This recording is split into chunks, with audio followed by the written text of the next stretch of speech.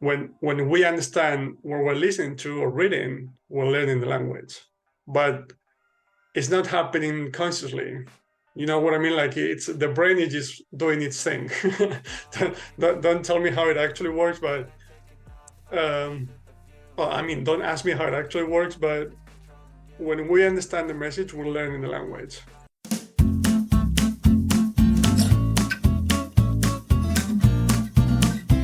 The most important thing to me is to understand like two, three things.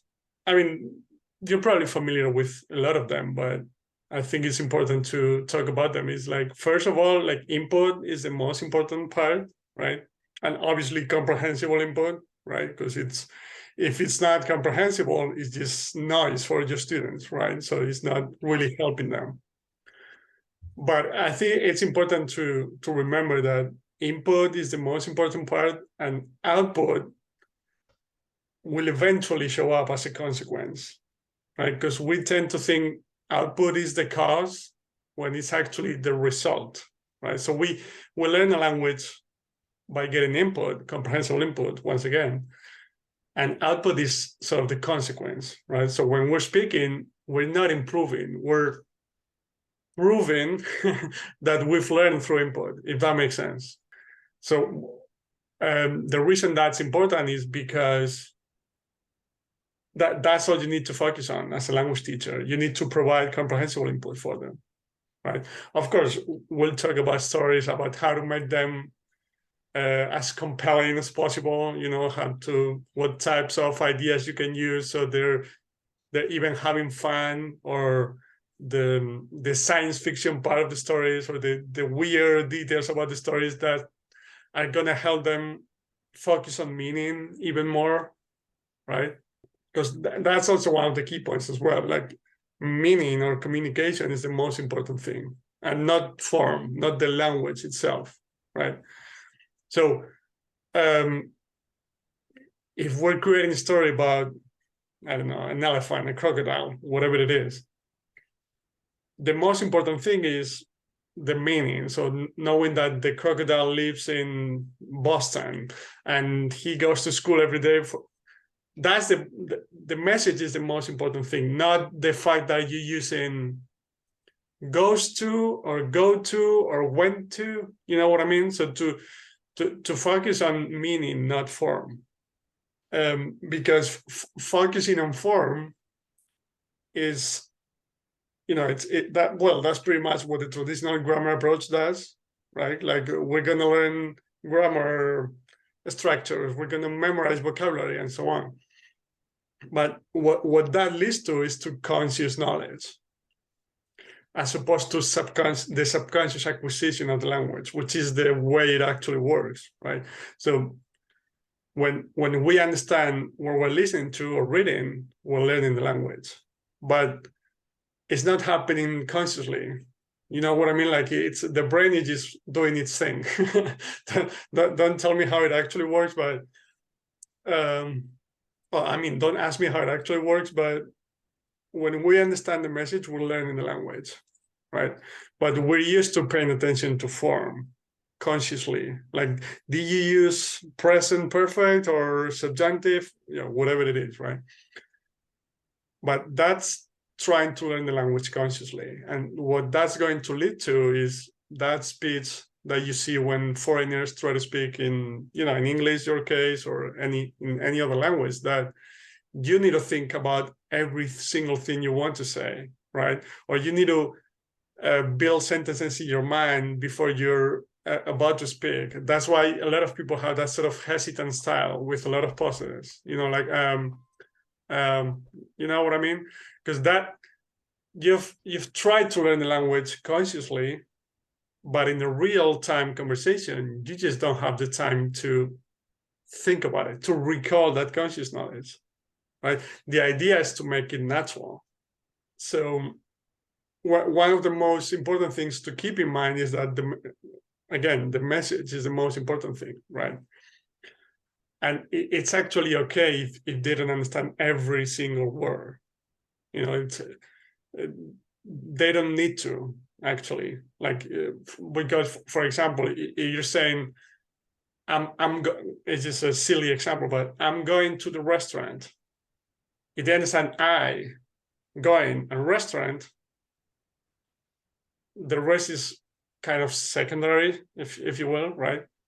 Like for your students, the only thing that matters is the message, and your job is to make it comprehensible, right? And as fun as possible. But we'll talk about that, right? Yeah, like so back to the stories thing. So I use stories most of the time, but you can actually talk about real life situations. It doesn't have to be stories, but also there are ways to include real life scenarios within stories that we'll talk about.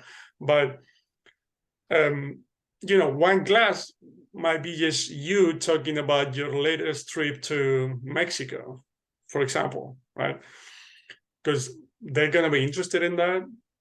Because we'll talk about this in a moment as well, but for the most part, people who are interested in learning other languages are also interested in, traveling, other cultures, languages in general. So those are topics that I tend to use a lot in my stories, right? Because I know the students that want to learn Spanish,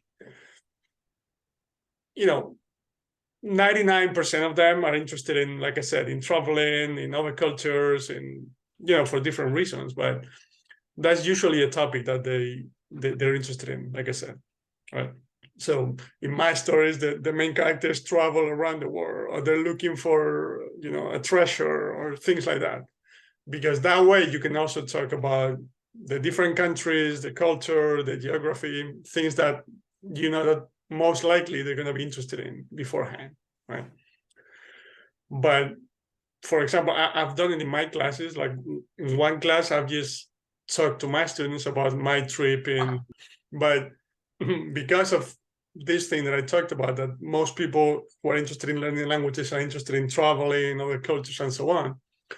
So for example, in 2019, I traveled in Southeast Asia for 4 months, right? So I went to Thailand, Malaysia.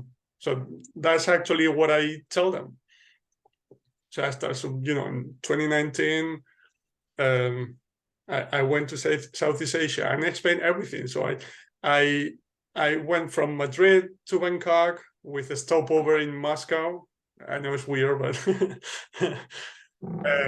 and then I arrived to and so I just I arrived to Bangkok, and I thought they lost my luggage, but they actually didn't. It just was late because of the stopover, so I had to go to the hotel. It was an Airbnb, to the Airbnb just with my backpack, but they actually sent it to me the day after.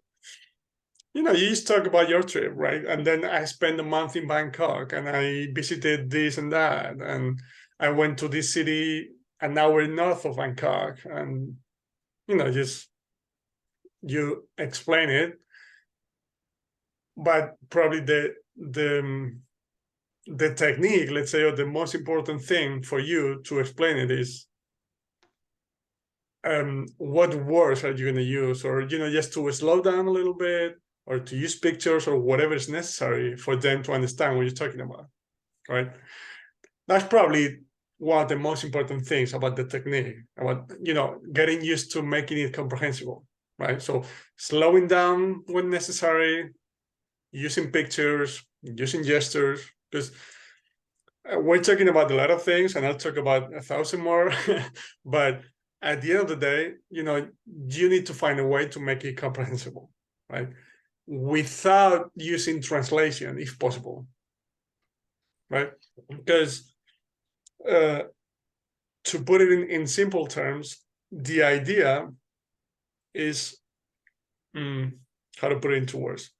So using the example of an apple, for example, but that works for words and the entire language. So I want my students to have a mental picture, a mental representation of an apple whenever I say manzana, as opposed to the Spanish equivalent of the word apple. You know what I mean? And when you focus on meaning, and when you don't use translation, except when, you know, there's going to be some, I'll give you an example in a moment, but sometimes there's just no way to gesture it out, or because it's just too abstract, right? But the idea with individual words like couple or sentences or the language as a whole is to, so that whenever they hear those sounds, they have the mental representation of it, and not the Spanish or Polish or English equivalent of their native language, right? And if you give them the translation, they're going to understand because, you know, you give them the translation. But I'm just afraid that they're not going to build that mental representation. They're just, you know, they're just going to think in their language,